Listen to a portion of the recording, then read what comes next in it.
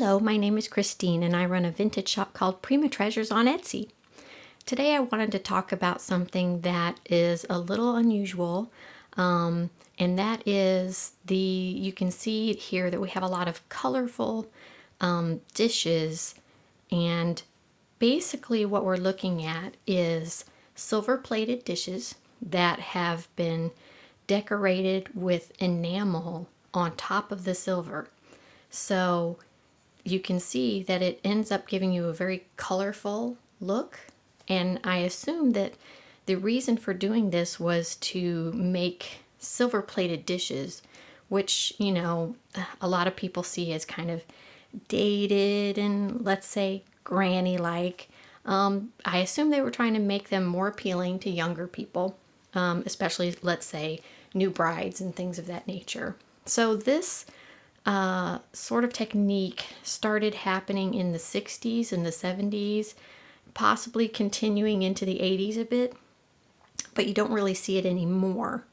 And the thing I think is interesting about it is because it's effective. You really do get quite the pop of color. Most of the stuff I see tends to be smaller pieces like this. This is just like a little candy dish. And this large green one I have right here is probably the biggest piece I've seen that has the enamel finish on it. It does have some wear on it, unfortunately, but it's such a big piece, and that green is just such a pop of color. I could still see somebody using it for a centerpiece table setting, something along those lines, just because you get quite an effect from it. So most of the time when I see items like this, they're made by Reed & Barton. So I think Reed & Barton was the company that really kind of leaned into this look and put out a lot of wares. Most often what you see from them is serving bowls. That's what I've come across most frequently, is different sizes of serving bowls. But this particular piece is unusual because it's the only example, and I ended up getting a bundle of about 8 or 10 of these, of drinking glasses that have the look. So I was pretty tickled to be able to get my hands on those because as a vintage seller, you kind of want to have the things in your store that are unusual. So I think these are pretty cool. And I also wanted to show a couple of other examples of a slight riff on the whole idea. And this bowl right here is actually copper. I don't know if you can tell by looking at it, but it says right on the back, copper. And you can see what they did here. Let me hold it up close so you can see.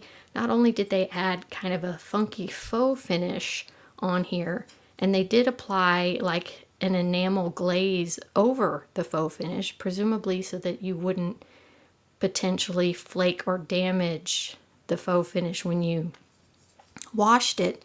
But they also added these very funky, I don't even know what to call that. It's just like lumpy drizzled bits, but that is also under the glaze finish. So this, I believe, would fall under more of an artistic interpretation of the look. And I have read that in the 70s that there were actually home kits that they would send people to do as a craft, which I find kind of interesting that you would try to turn something like enameled metalware into a craft. But, in the 70s, they did a lot of unusual crafts.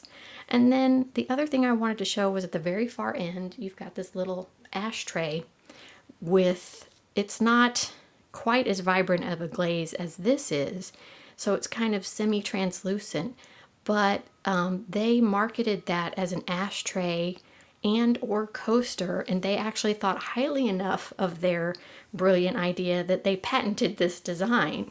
And I'm not sure I think that it's all that inventive, but they were proud of it, and I could definitely see that if you're somebody who didn't eat ashtrays, having the option to use something as a coaster would be helpful.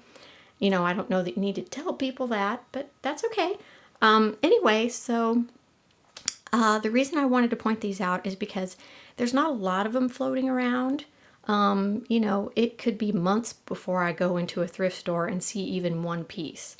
So if you happen to notice something like this and you like the color, or you just like the look, I would definitely pick it up because as I said, months could go by before you see another one.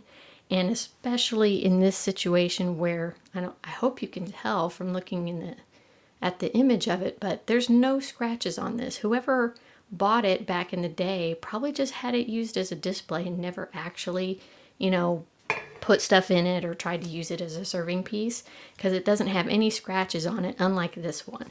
So I hope this gives you a little bit of information about this look, and I appreciate you watching. Thank you.